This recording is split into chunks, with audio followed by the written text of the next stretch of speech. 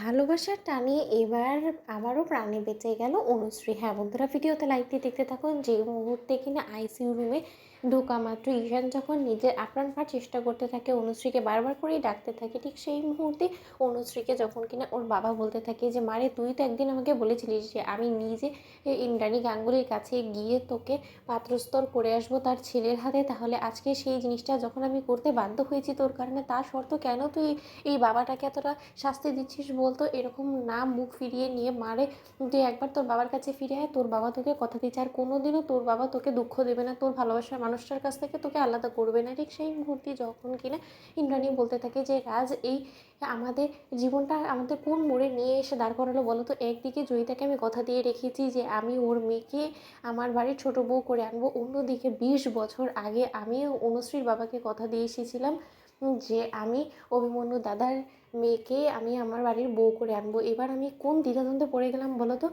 কাকে বেছে নেব আমি বলো তো? এই দ্বিধাদ্বন্দ্ব আমি কী করে কাটাবো? ওদিকে জয়িতা এত বড় আশা করে বসে আছে এবং কিছুক্ষণের মধ্যে আজকে ওদের বিয়ে সম্পন্ন হতে চলেছিল, সেই মাঝপথে বিয়ে থামিয়ে দিয়ে আমাদেরকে এখানে চলে আসতে হয়েছে। এবার আমি কী করবো বলে দাও তুমি? ঠিক সেই মুহূর্তেই আয়ুষ যখন বলতে থাকে যে মা, যা কিছু হয়েছে স্বয়ং ঈশ্বরও হয়তো বা চায় না যে ঈশান এবং দেবলীনার বিয়েটা হোক। ঠিক সেই মুহূর্তেই যখন কিনা ইন্দ্রাণী বলতে থাকে যে কেন ঈশ্বর চাইবে না ঈশান এবং দেবলীনার বিয়েটা হোক বলো তো? এই দেবলীনার মধ্যে তেমন কোনো খামতি নেই এবং দেবলীনা যে এবারই বউ হওয়া সম্পূর্ণরূপে যোগ্য সেটা তোমরা সকলেই জানি, সেটা নিশ্চয়ই তুমি কোনো মতে নারাজ হতে পারবে না।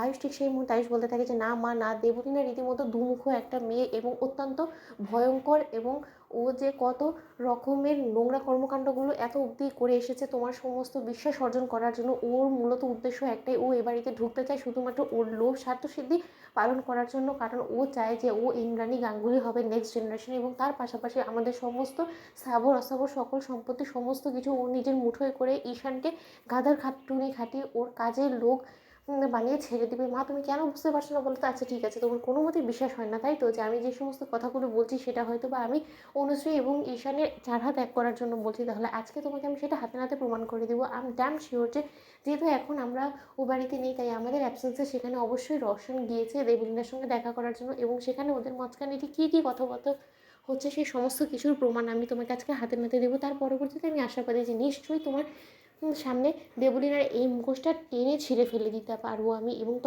তখন তো অন্তত তোমার মধ্যে এই দ্বিধাদ্বন্দ্বটা আর কাজ করবে না। তখন তো তুমি নির্দ্বিধায় তুমি ঈশানের হাতে অনুশ্রীকে তুলে দিবে বলো মা? ঠিক সেই মুহূর্তে যখন কিনা ইন্দ্রাণী গাঙ্গুলি বলে থাকে যে যদি সেটাই হয়ে থাকে যে আমি মানুষ চিনতে আবারও ভুল করেছি, তাহলে আমি নিজে অনুশ্রীকে আমার বাড়ির বউ করে নিয়ে যাব, এবং সেটা হওয়া থেকে কেউ আমাকে আটকাতে পারবে না। তো বন্ধুরা, লাইক কমেন্ট শেয়ার করো, সাবস্ক্রাইব করতে ভুলো না।